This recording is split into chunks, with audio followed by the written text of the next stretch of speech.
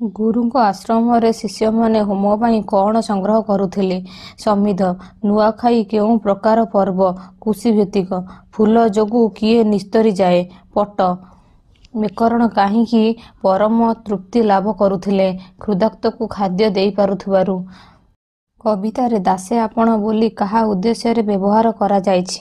ଗୋପବନ୍ଧୁ ଦାସ। ଯିଏ ତେଜ ପ୍ରଦାନ କରେ ତାକୁ କ'ଣ କୁହାଯାଏ? ତେଜସ୍ୱୀ। ଶାସ୍ତ୍ରରେ କେତେ ପ୍ରକାର ମନୁଷ୍ୟକୁ ଆତତାୟୀ ଶବ୍ଦ ଅନ୍ତର୍ଭୁକ୍ତ କରାଯାଇଛି? 6।